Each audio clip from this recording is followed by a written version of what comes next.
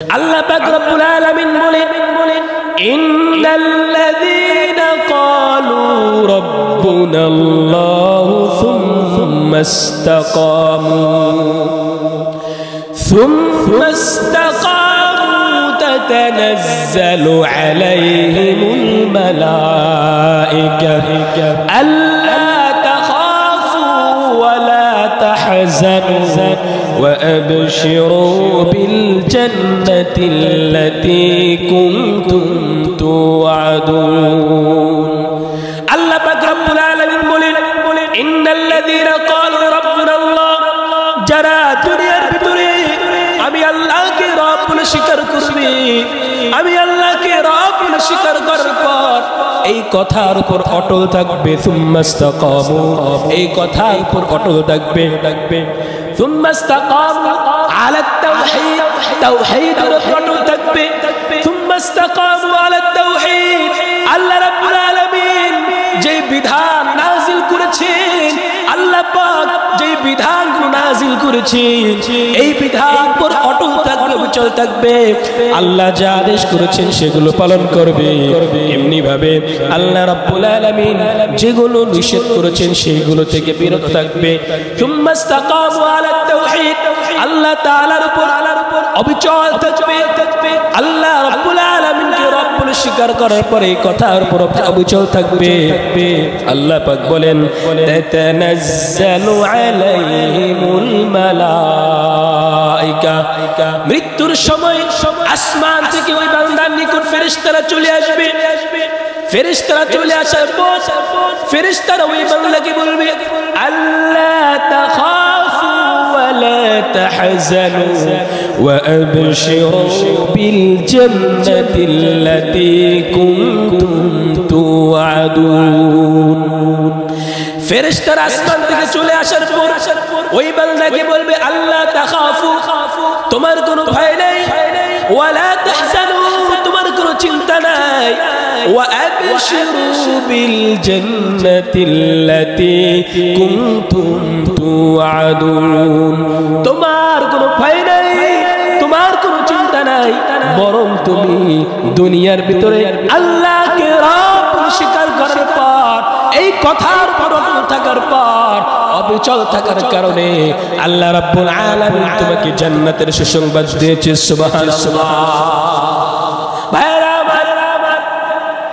এরপরে ফেরেশতারা বলবে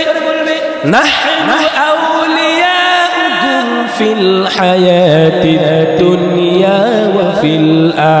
আখিরাহ ওয়া লাকুম ফিহা মা تشتهي أنفسكم ولكم فيها ما تدعون الله পাক রব্বুল আলামিন বলবে যেই বান্দারা দুনিয়ার ভিতরে আমি আল্লাহকে রব বলে স্বীকার করবে মৃত্যুর সময় ওই বান্দার নিকট ফেরেশতারা চলে এসে বলবে তোমার কোনো ভয় নাই চিন্তা নাই বরং তুমি জান্নাতের সুসংবাদ গ্রহণ করো এই কথা বলে ক্ষান্ত হবে না এরপরে ফেরেশতারা বলবে নাহনু আউলিয়াউকুম ফিল হায়াতিদ দুনিয়া ওয়া ফিল আখিরাহ আমরা দুনিয়ার ভিতরে এমনি ভাবে আখিরাতের ভিতরে তোমার বন্ধু হয়ে গেলাম দুনিয়ার ভিতরে আমরা তোমার বন্ধু হয়ে গেলাম আমরা তোমাদেরকে জান্নাতে না নেওয়া পর্যন্ত আমরা ফেরেশতারা তোমার থেকে দূরে সরে যাব না নাহনু আউলিয়াউকুম ফিল হায়াতিদ দুনিয়া ওয়া ফিল আখিরাহ ওয়া লাকুম ফিহা মা তাশতাহি আনফুসুকুম ওয়া লাকুম ফিহা মা তাদউন ফেরেশতারা বলেন কেমন জান্নাত ওয়ালাকুম ফিহা মা তাশতাহি আনফুসুকুম এই জান্নাতের ভিতরে তুমি যেটাই কামনা করবে যেটাই তুমি আল্লাহ রাব্বুল আলামিনের কাছে চাইবে আল্লাহ রাব্বুল আলামিন মা তাশতাহি আনফুসুকুম যেটাই তুমি কামনা করবে এই জান্নাতের ভিতরে যেটাই তুমি চাইবে আল্লাহ পাক রব্বুল আলামিন ওই জিনিসটাই তোমাকে দান করবেন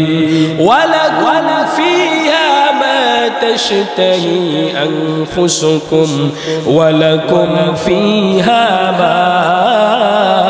تدعون এবার চিন্তা করে কিয়ামতের ময়দানে আল্লাহ পাক যখন আপনার জন্য আপনাকে আল্লাহ পাকের বিধান অনুযায়ী চলার কারণে আল্লাহ পাক যখন আপনাকে ক্ষমা করে দিবে ওই মুহূর্তের অবস্থাটা কি ভাইরা নামাজ তো গুরুত্বপূর্ণ আমল বিশ্বনবী রাহমাতুল লিল আলামিন বলেন إلا أول ما يحاسب به العبد يوم القيامة صلاته فإن صلحت فقد أفلح وأنجح وإن فسدت فقد خاب وخسر বিশ্বনবী বলেন ইন্না আউওয়ালা মা ইউহাসাবু বিল আবদু ইয়াউমাল কিয়ামা কিয়ামতের ময়দানে সর্বপ্রথম বান্দার নামাজের হিসাব নেওয়া হবে কিয়ামতের ময়দানে যে হিসাব সর্বপ্রথম বান্দার থেকে নেওয়া হবে ওই হিসাবটা হচ্ছে নামাজের হিসাব নেওয়া হবে فإن صلحت فقد أفلح وأنجح যেই বান্দার নামাজ সঠিক হয়ে যাবে যেই বান্দার নামাজটা ঠিক মতো হয়ে যাবে فإن صلحت فقد أفلح وأنجح ওই বান্দা সফল কাম হয়ে যাবে ওই বান্দা কিয়ামতের ময়দানে জাহান্নাম থেকে মুক্তি পেয়ে যাবে সুবহানাল্লাহ এমনি ভাবে وإن فسدت فقد خاب وخسر আর যদি দুনিয়ার ভিতরে আপনি আল্লাহ রাব্বুল আলামিনের বিধান অনুযায়ী নামাজ আদায় না করেন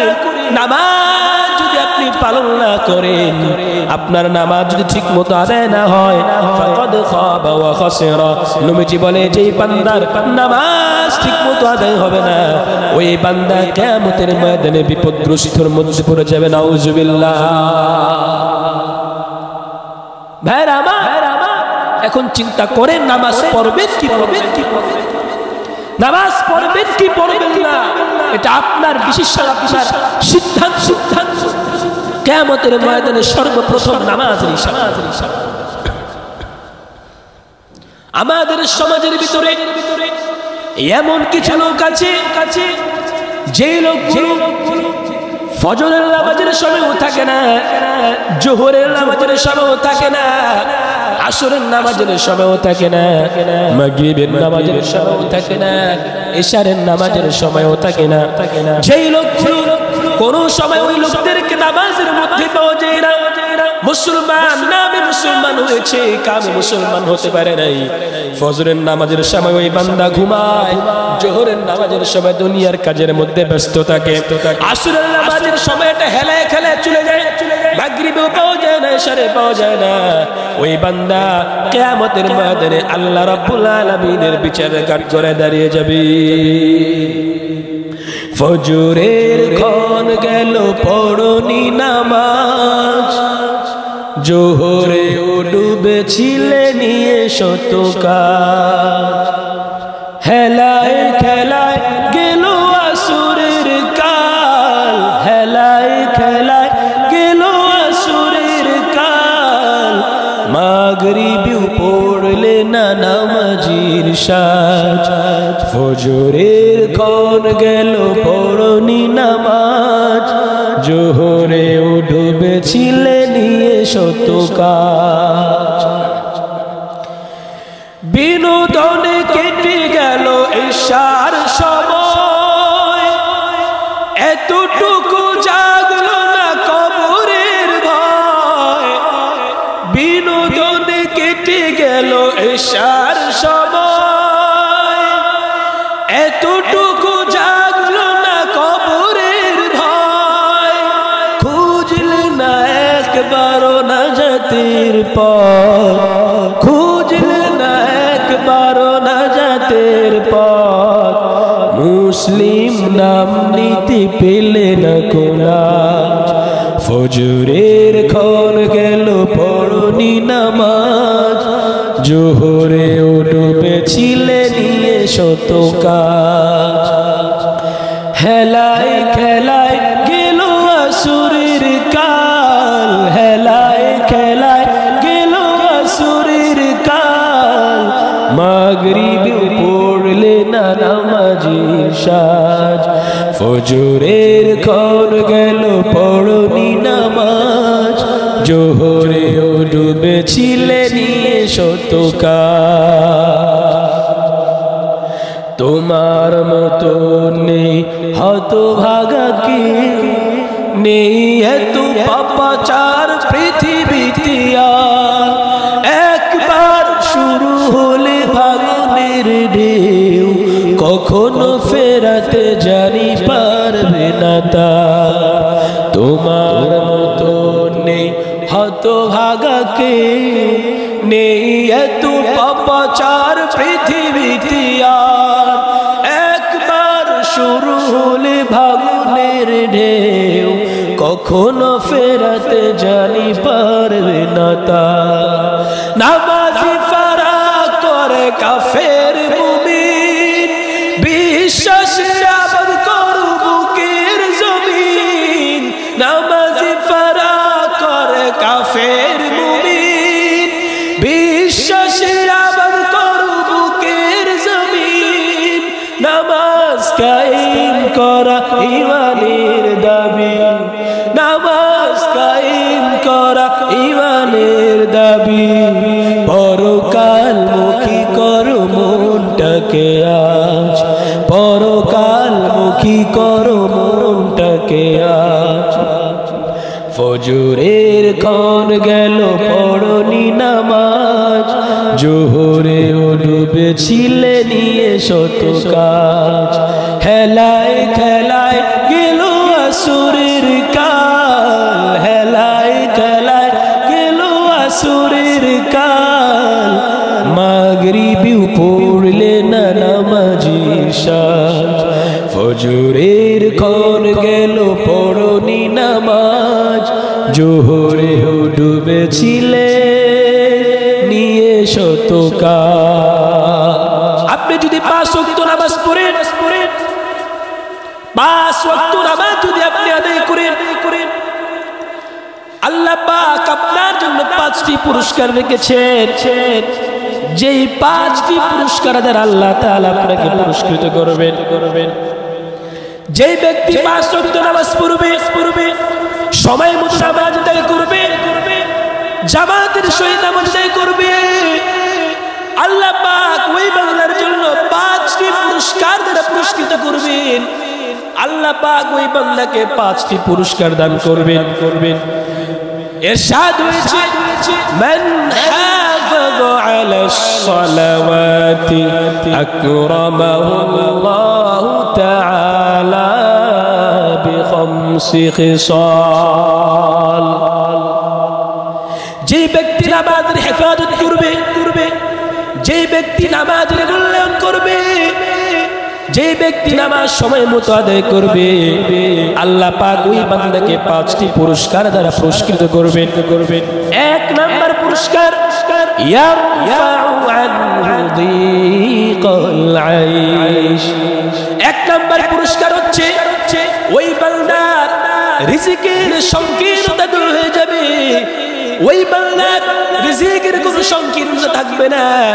ওই বান্দার আল্লাহ পাক ওই বান্দাকে কোন স্থান থেকে রিজিক দান করবে ওই বান্দা সেটা টেরও পাবে না বলতে পারে নামাজের সময় যখন হয়ে যায় নামাজের সময় হয় মুয়াজ্জিন যখন হাইয়া আলাস সালাহ বলে ডাক দেয় ওই সময় মানুষের আনাগোনা বেড়ে যায় ওই সময় কাস্টমার বেড়ে যায় ওই সময় যদি আমি নামাজ পড়তে আসি তাহলে আমার কাস্টমার গুলো ছুটে যাবে আপনি কথা বলতেছেন আমি আপনাকে বলি আপনি ওই সময় যদি আযান দেওয়ার সঙ্গে সঙ্গে আপনার দোকানপাট বন্ধ করে আপনি যদি আল্লাহু আকবারের জন্য আল্লাহর সামনে মাথা নত করার জন্য আপনি যদি সামনে দাঁড়িয়ে যান, মসজিদের উদ্দেশ্যে ছুটে আসেন, আল্লাহ পাক আপনাকে এমন স্থান থেকে রিজিক দান করবে যেটা আপনি কল্পনাও করতে পারেন নাই। আল্লাহ পাক বলেন, ওয়া মান ইয়াত্তাকিল্লাহা ইয়াজআল লাহু মাখরাজা ওয়া ইয়ারযুকহু মিন হাইথু লা ইয়াহতাসিব। আল্লাহ পাক বলেন, ওয়া মান ইয়াত্তাকিল্লাহ,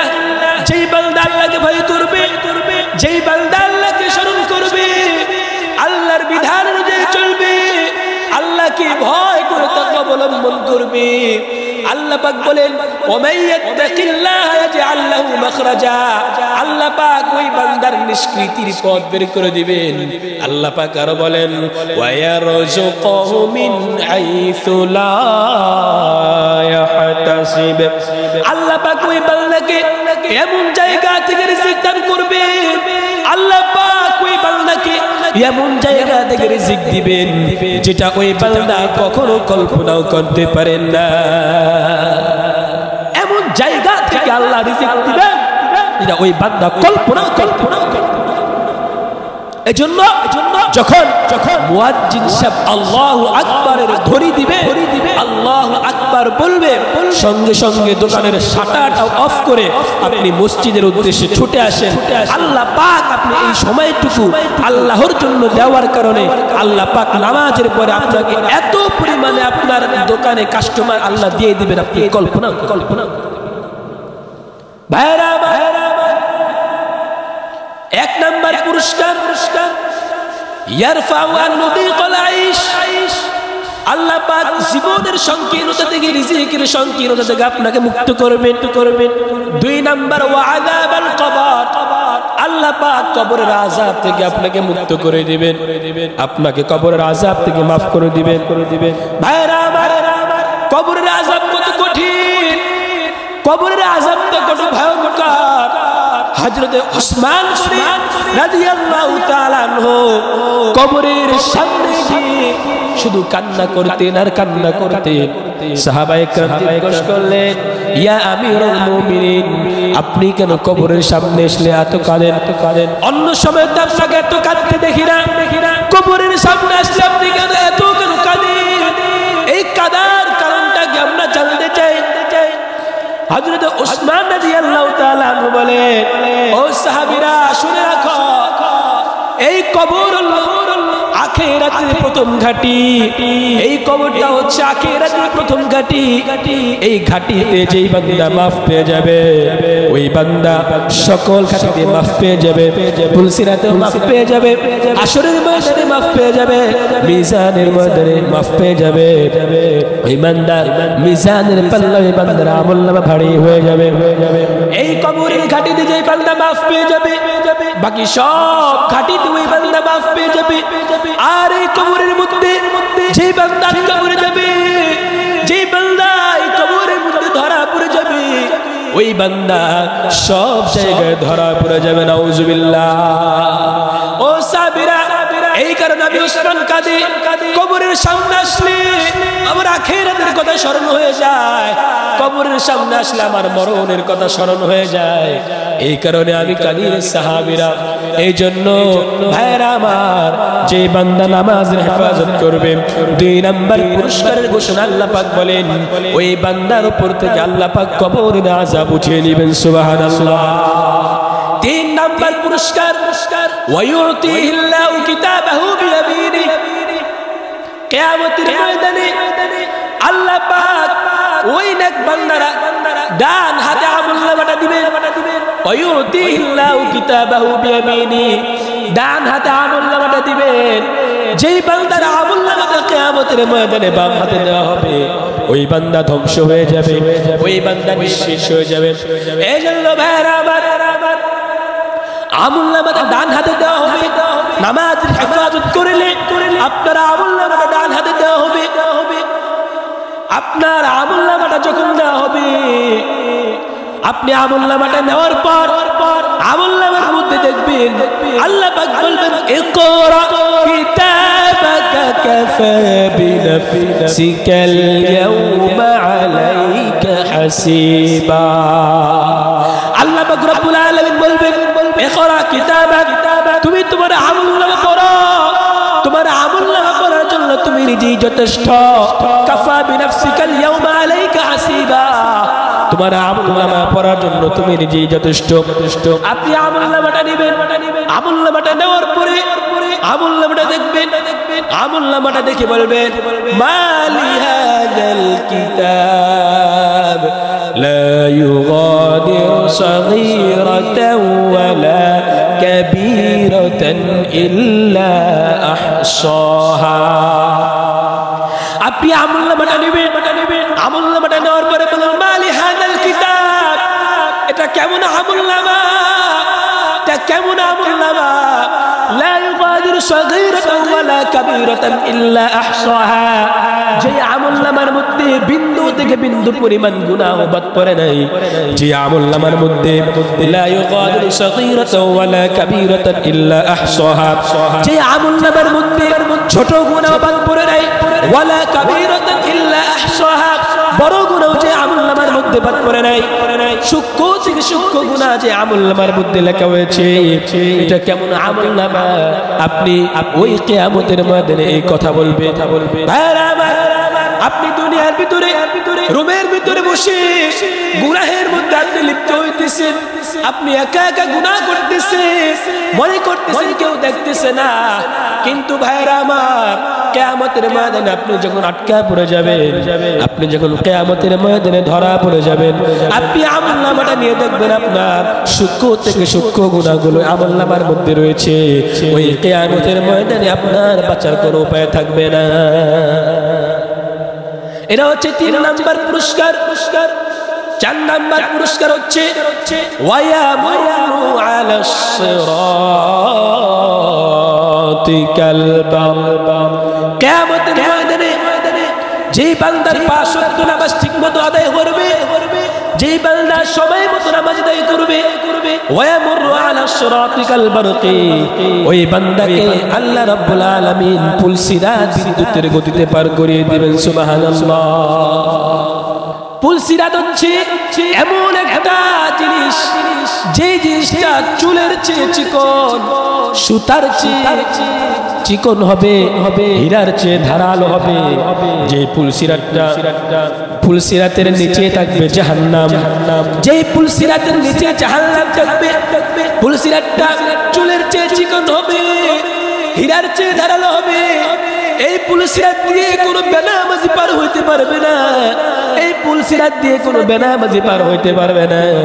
এই পুলসিরাত দিয়ে ওই বান্দাই পার হবে যে বান্দা দুনিয়ার মধ্যে নামাজ আদায় করেছে 4 নাম্বার পুরস্কার ওয়ায়ামুরু আলা সিরাতিকাল বারকি পুলসিরাত বিদ্যুতের গতিতে আল্লাহ পার করে দিবেন 5 নাম্বার পুরস্কার ওয়ায়াদখুলুল জান্নাতা বিগাইরি হিসাব 5 নাম্বার পুরস্কার হচ্ছে আল্লাহ রাব্বুল আলামিন ওই বান্দাকে যেই বান্দা দুনিয়ার মধ্যে 5 ওয়াক্ত নামাজ পড়বে আল্লাহ পাক ওই বান্দাকে বিনা হিসাবে জান্নাত দান করবেন সুবহানাল্লাহ বিনা হিসাবে জান্নাত যেই বান্দা দুনিয়ার ভিতরে 5 ওয়াক্ত নামাজ আদায় করবে আল্লাহ পাক ওই বান্দাকে 5টি পুরস্কার দ্বারা পুরস্কৃত করবেন তেমনি ভাবে কোন বান্দা যদি দুনিয়ার ভিতরে 5 ওয়াক্ত নামাজ আদায় না করে আল্লাহ পাক ওই বান্দাকে 5টি শাস্তি দিবেন দুনিয়ার ভিতরে 2টি শাস্তি দিবেন আর 3টি শাস্তি কবরের ভিতরে আল্লাহ পাক দিবেন দুনিয়ার ভিতরে 2টি শাস্তির একটি হলো ওই বান্দা রিজিকের মধ্যে বরকত পাবে না ওই বান্দা যত টাকা ইনকাম করুক না কেন লক্ষ টাকা ইনকাম করবে কোটি টাকা ওই বান্দা ইনকাম করবে এরপর ওই বান্দা রিজিকের মধ্যে বরকত পাবে না ওই বান্দা 1000 কোটি টাকা ইনকাম করলেও রিজিকের মধ্যে বরকত পাবে না মাসের শুরুতে লক্ষ টাকা ইনকাম করবে এরপর ওই বান্দার মাসের শেষে কোনো টাকা থাকবে না মাসের শেষে ওই বান্দার ঋণ করে চলতে হবে এই কারণে ঋণ করে চলতে হবে ওই বান্দা দুনিয়ার ভিতরে নামাজ না পড়ার কারণে ওই বান্দা রিজিকের মধ্যে বরকত পাবে না 2 নাম্বার ওই বান্দার মৃত্যুর সময় এত পরিমাণে তৃষ্ণার্ত হবে, ওই বান্দা মৃত্যুর সময় এত পরিমাণে পানির পিপাসা লাগবে, ওই বান্দাকে সমুদ্রের যত পানি আছে সারা দুনিয়ার সমস্ত পানিও যদি ওই বান্দাকে পান করানো হয়, এরপরও ওই বান্দার তৃষ্ণা কখনো মিটবে না। এক নাম্বার শাস্তি হচ্ছে ওই বান্দার রিজিকের মধ্যে বরকত পাবে না। লক্ষ কোটি টাকা ইনকাম করবে, এরপরও রিজিকের মধ্যে বরকত পাবে না। দুই নাম্বার শাস্তি হচ্ছে ওই বান্দার মৃত্যুর সময় ওই বান্দা এত তৃষ্ণার্ত হবে, এত পরিমাণে তৃষ্ণার্ত হবে, ওই বান্দার দুনিয়ার যত সমুদ্র আছে সব সমুদ্রের পানিও যদি ওই বান্দাকে পান করানো হয়, এরপরও ওই বান্দার তৃষ্ণা মিটবে না। এরা হচ্ছে দুনিয়ার দুইটি শাস্তি। আখিরাতের তিনটি শাস্তি হচ্ছে, এক নাম্বার শাস্তি হচ্ছে ওই বান্দার কবরটা এত সংকীর্ণ হবে, ওই বান্দার কবরটা এত ছোট হয়ে যাবে, এক পাঁজরের হাড্ডি অপর পাঁজরের মধ্যে ঢুকে যাবে। ওই বান্দার কবরটা এত সংকীর্ণ হয়ে যাবে, কবরের মধ্যে রাখার পর ওই বান্দার কবরটা এত ছোট হয়ে যাবে, এক পাঁজরের হাড্ডি অপর পাঁজরের মধ্যে ঢুকে যাবে। দুই নাম্বার শাস্তি, ওই বান্দার কবরের মধ্যে আগুন প্রজ্বলিত করে দিবেন আল্লাহ পাক। ওই বান্দার কবরের ভিতরে আগুন দিয়ে জ্বালিয়ে দিবেন, ওই বান্দার কবরের সাথে জাহান্নামের সাথে আল্লাহ পাক সংযোগ করে দিবেন। তিন নাম্বার শাস্তি হচ্ছে ওই বান্দার কবরের ভিতরে আল্লাহ পাক এমন একটা সাপ নিযুক্ত করবেন, আল্লাহ পাক এমন একটা সাপ নিযুক্ত করবেন যে সাপটা সকাল থেকে সন্ধ্যা পর্যন্ত ওই বান্দাকে কামড়াবে, যে সাপটার চক্ষু হবে লাল, যে সাপটা দেখতেই ভয়ঙ্কর হবে, ওই সাপটা ওই জাহান্নামীকে কামড়াবে, জাহান্নামীকে আক্রমণ করবে আর বলবে ফজরের নামাজ না পড়ার কারণে সূর্যোদয় পর্যন্ত তোমাকে আক্রমণ করার জন্য আল্লাহ পাক আমাকে আদেশ করেছেন।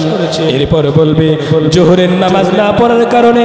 আসর পর্যন্ত তোমাকে আক্রমণ করার আদেশ আল্লাহ পাক করেছেন। এরপরে বলবে আসরের নামাজ না পড়ার কারণে আসর থেকে নিয়ে মাগরিব পর্যন্ত আল্লাহ পাক তোমাকে আক্রমণ করার জন্য, কামড়ানোর জন্য আল্লাহ পাক আমাকে আদেশ করেছেন। মাগরিবের নামাজ না পড়ার কারণে মাগরিব থেকে নিয়ে ঈশা পর্যন্ত আল্লাহ পাক তোমাকে আক্রমণ করার জন্য আমাকে আদেশ করেছেন। এরপরে বলবে ঈশারের নামাজ না পড়ার কারণে ঈশারের নামাজ থেকে নিয়ে ফজরের নামাজ পর্যন্ত আবার পুনরায় তোমাকে আক্রমণ করার জন্য আল্লাহ পাক আমাকে আদেশ করেছেন। নাউজুবিল্লাহ। এরা দুনিয়ার কোনো সাপ নয়, দুনিয়ার সাধারণ কোনো সাপ নয়, এটা এমন একটা সাপ যেই সাপটা একবার যদি আপনাকে আক্রমণ করে, একবার যদি আপনাকে দংশন করে, আক্রমণ করার সঙ্গে সঙ্গে আপনি 70 হাত মাটির নিচে চলে যাবেন। নাউজুবিল্লাহ। ওই 70 হাত মাটির নিচে থেকে আবার আপনাকে উঠানো হবে, আবার আক্রমণ করা হবে, আবার আপনি চলে যাবেন, আবার আপনাকে উঠানো হবে, এরকম করে আপনাকে দংশন করবে। কিয়ামত পর্যন্ত আপনাকে এরকম করে দংশন করতে থাকবে। আপনি যদি নামাজ না পড়েন, এই সাপটা আপনাকে কিয়ামত পর্যন্ত এরকম করে দংশন করতে থাকবে। নাউজুবিল্লাহ। এজন্য ভাইরা আমার, এখনো সময় আছে, তওবা করে আল্লাহর কাছে ফিরে আসেন। আল্লাহ পাক রব্বুল আলামিন বলেন কুল ইয়া ইবাদিয়াল্লাযীনা আসরাফু আলা আনফুসিহিম লা তাকনাতু মির রাহমাতিল্লাহ